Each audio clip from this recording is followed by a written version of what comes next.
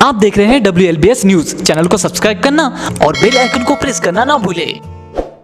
नमस्कार दोस्तों, जय भीम। मैं सुरेश आप सभी का एक बार फिर से स्वागत करता हूं। दोस्तों, आज हम एक विशेष मुद्दे पे बात करने जा रहे हैं जो कि मध्य प्रदेश में घटित हुआ एक ऐसा जघन्य अपराध जिसकी हम अगर चर्चा भी करते हैं तो कहीं ना कहीं रोंगटे खड़े हो जाते हैं। मानवता को शर्मसार करने वाली घटना मध्य प्रदेश में घटित हुई और मध्य प्रदेश में जो पुलिस क्या कार्रवाई कर रही है, मध्य प्रदेश सरकार का क्या रुख है, इन सारे विषयों पर चर्चा करेंगे। आज हमारे बीच में है एक खास मेहमान, एक युवा चेहरा हमारे बीच में है जिनका नाम है एडवोकेट राकेश महाले। दोस्तों, इनके बारे में मैं थोड़ा सा बताना चाहूंगा। राकेश महाले जी मध्य प्रदेश के बैतूल जिला है और बैतूल में एक आमला विधानसभा क्षेत्र है, वहां के ये विधायक प्रत्याशी रह चुके हैं। गोंडवाना गणतंत्र पार्टी से इन्होंने चुनाव लड़ा और कहीं ना कहीं कांग्रेस और भाजपा के माथे पर सिकन ला दी। भाजपा बड़ी मुश्किल से चुनाव जीती। बहुजन समाज के हकों की आवाज उठाने की बात आती है तो हमने देखा है राकेश महाले काफी सक्रिय रहते, काफी एक्टिव रहते हैं। इसलिए आज हम नेमावार में क्या कुछ घटित हो रहा है इस समय, क्योंकि पीड़ित परिवार एक फोटो उनकी वायरल हो रही है सोशल मीडिया में, सरकार से गुहार लगा रहे हैं कि हमारी जान को खतरा है। तो क्या इसका मतलब यह है कि मध्य प्रदेश की पुलिस लापरवाह है? क्या मध्य प्रदेश की सरकार चिंतित नहीं है? इन सारे विषयों पर संक्षिप्त चर्चा करेंगे। सबसे पहले राकेश जी, हमारे इस चैनल में आपका बहुत बहुत स्वागत है। बहुत बहुत धन्यवाद पासवान जी। आपका वी लव बाबा साहब सोशल मीडिया का एक बड़ा प्लेटफॉर्म है और उस प्लेटफॉर्म पे हम समय समय पर जो मुद्दे हैं उस पर चर्चा करते हैं और आज एक महत्वपूर्ण विषय पर हम लोग चर्चा कर रहे हैं। आपका बहुत बहुत धन्यवाद पासवान जी। जी राकेश जी, मैं आपसे जानना चाहूंगा, 5 लोगों की हत्या, उन्हें जिंदा गाड़ दिया गया ऐसा भी कहा जा रहा है और जो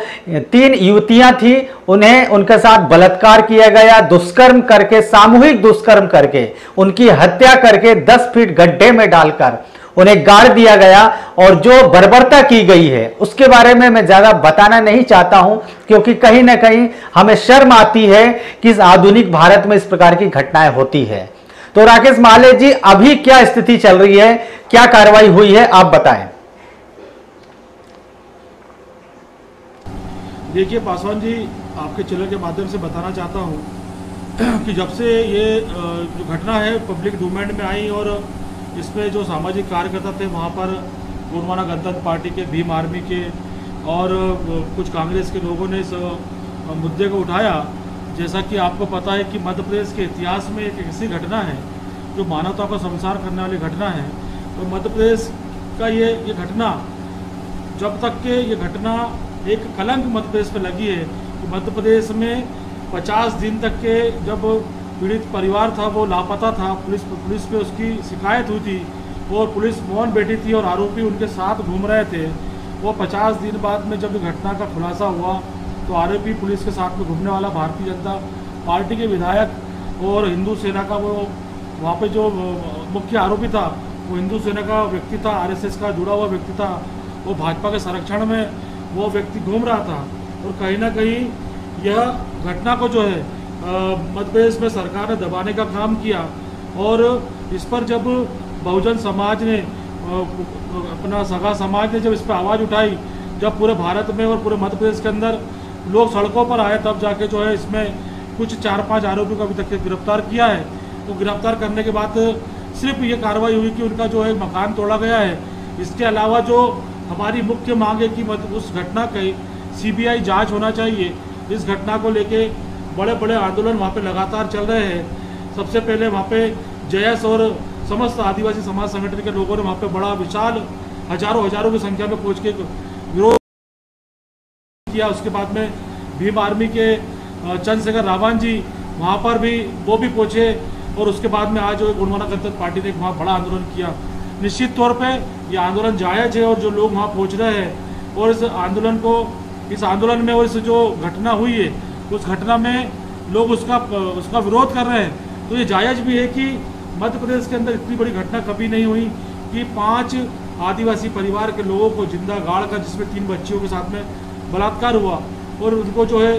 उनकी हत्या करके जिंदा गाड़ दी गया और सबूत मिटाने के लिए उस पर नमक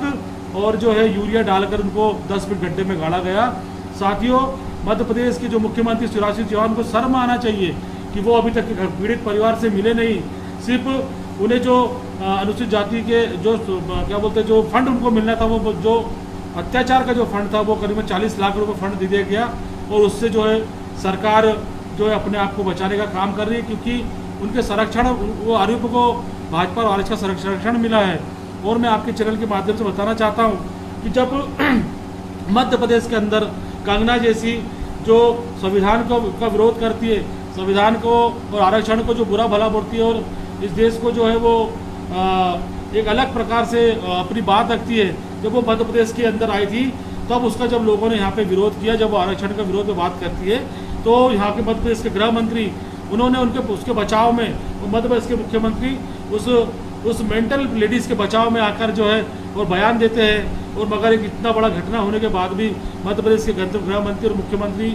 को शर्म आना चाहिए कि उनने अभी तक इस गंभीर मामले में सीबीआई जांच की मांग नहीं करी। पासवान जी,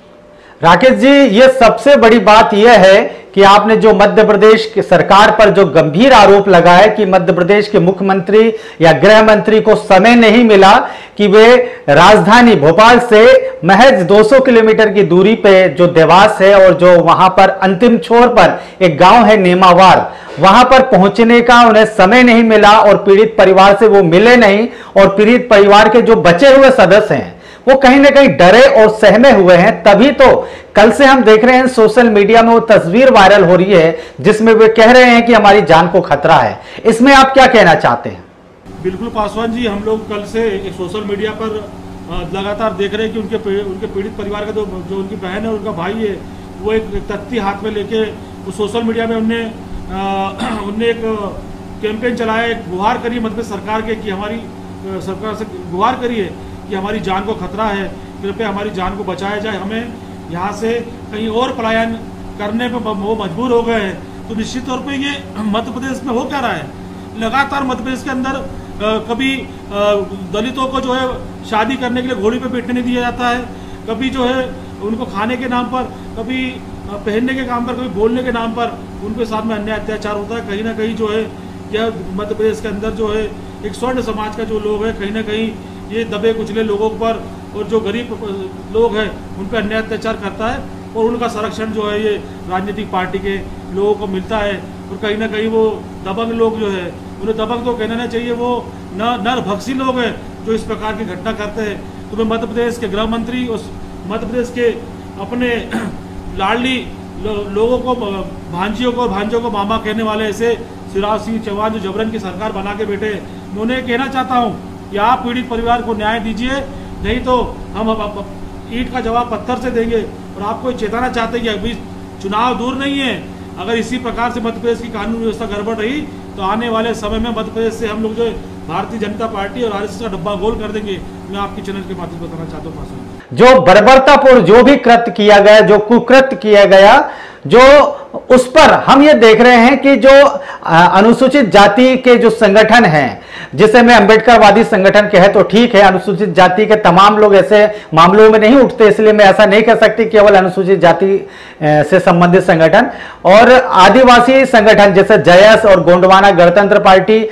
हम ये देख रहे हैं इनकी सक्रियता ज्यादा देखने को मिल रही है। जबकि आरएसएस से जुड़े हुए बहुत सारे ऐसे विंग बने हैं जो कहीं ना कहीं वनवासी संगठन के नाम से काम करते हैं और कहीं ना कहीं हिंदुत्व की बात करते हैं। अब जनता का और दर्शकों का ध्यान मैं आकर्षित करना चाहता हूं, जब भी अनुसूचित जाति के परिवार पर जब इस प्रकार की घटनाएं घटित होती है या आदिवासी परिवार के साथ इस प्रकार की बर्बरता होती है, तो राकेश जी मैं आपसे जानना चाहता हूं, उस समय भारतीय जनता पार्टी से जुड़े हुए संगठन, आरएसएस से जुड़े हुए संगठन, ये लोग सामने क्यों नहीं आते? सामने सिर्फ आते हैं तो अंबेडकरवादी संगठन ही आते हैं, दलित संगठन नहीं कहूंगा, जो अंबेडकरवादी संगठन है, जो कहीं कहीं संवैधानिक बात, अधिकारों की बात करते हैं, या आदिवासी संगठन, ये लोग ही सामने आते हैं और आरएसएस से जुड़े हुए संगठन सामने नहीं आते। आप क्या कहना चाहते हैं? पासवान जी, मुझे बड़ा दुख होता है कि जिस महापुरुषों ने, हमारे महापुरुषों ने, जिन लोगों ने इस देश की आज़ादी को आज़ाद कराने के लिए और इस देश के अंदर दोहरी गुलामी झेल रहा जो बहुजन समाज था, उनको समाज की मुख्य धारा में लाने के लिए जो संविधान में प्रावधान दिया और कहीं ना कहीं राजनीतिक आरक्षण देने के कारण जो लोग आज राजनीतिक सीटों से लोकसभा, विधानसभा और राज्यसभा जाते हैं और सरपंच, पंच और जिला पंचायत जाते हैं, कहीं ना कहीं आरक्षित सीट थे, वो जो है अपने समाज का प्रतिनिधित्व करने के लिए उनको जो है संवैधानिक राजनीतिक आरक्षण मिला था। मगर बड़े शर्म की बात है कि आज वो जो है उस पार्टी के पिट्ठू बन गए हैं और कहीं ना कहीं वो पार्टी के व्हीप पर जाकर और पार्टी के हित में काम करते हैं और वो ये भूल जाते हैं कि जिस संविधान के कारण, जिस आरक्षण के कारण हमको हमारी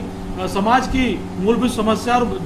जिस कारण से हमें लड़ने के लिए भेजा जाता है, आज वो जो उस चीज़ को भूलकर अपने आकाओं के पिछलग्गू बन गए, उनके चमचे बन गए। ऐसे चमचों को, ऐसे दलालों को और ऐसे मोर्चों के उन गद्दारों को, उनके गद्दारों को मैं आपके चैनल के माध्यम से आह्वान ये बताना चाहता हूँ कि अभी भी जाग जाओ। अगर आपके अंदर बाबा साहब अम्बेडकर, बिरसा मुंडा का खून है और अगर आप अगर हक और अधिकार और शोषण के खिलाफ अगर आप बात नहीं रखते हो तो आपको चुल्लू पर पानी में डूब के मर जाना चाहिए, क्योंकि हम तो लड़ाकू कौम की औलाद है। हम जो है बाबा साहब बिरसा मुंडा की औलाद है। न्याय के लिए और सत्य के लिए लगातार जमीनों पर संघर्ष करते आए हैं और आगे भी संघर्ष करेंगे। और ऐसे लोगों को अभी आप देखिए कि आपके छिंदवाड़ा के अंदर भी, एक तामिया के अंदर भी एक घटना चल रही है जिसमें एक प्रीति मिश्रा करके टीआई थी, उसने जो है वहाँ के ग्रामीण क्षेत्र में जो आदिवासी दुल्हन थी उसको लातों से मारा था, उस पर भी जो है लगातार आंदोलन चल रहा है। तो मैं आपके चैनल माध्यम से जो मध्य प्रदेश के मुख्य विपक्ष दल भी है उनको भी चेताना चाहता हूँ कि आप भी कहीं ना कहीं इसके दोषी है। अगर आप भी खुलकर समाज हित में और जो है इस अन्याय के खिलाफ अगर आप आवाज़ नहीं उठाते हैं तो इसका जो है समाज पुरजोर विरोध करेगा। और दूसरी चीज़ मैं आपको बताना चाहता हूँ कि आपने एक बात कही कि हमें जो है जो दूसरे लोग हैं जो कहीं ना कहीं आरएसएस भाजपा के पिछलग्गू है, वो जो है समाज के हित में काम नहीं करते। साथियों, कहीं ना कहीं इसने अपना मान सम्मान, स्वाभिमान खो दिया है और इनका चरित्र जो है वो बिल्कुल गुलामी की ओर चले जा चुके हैं और इनको सिर्फ वहाँ पे यूज़ किया जाता है और यूज़ करके उनको छोड़ा जाता है। साथियों, इनके अलावा इनकी वहाँ कोई औकात नहीं सकती। राकेश जी, आपने काफी महत्वपूर्ण बातें हमारे दर्शकों को बताई, उसके लिए बहुत बहुत धन्यवाद। आखिर में यही कहना चाहूंगा, सरकार को इस ओर ध्यान देना चाहिए और जो पीड़ित परिवार है वो क्यों डेरा सहमा रहता है, उसे न्याय क्यों नहीं मिलता है, ये सरकार को और पुलिस प्रशासन को, कानून व्यवस्था जो संचालित करते हैं, जो न्याय व्यवस्था को संचालित करते हैं, उन्हें विचार करना पड़ेगा।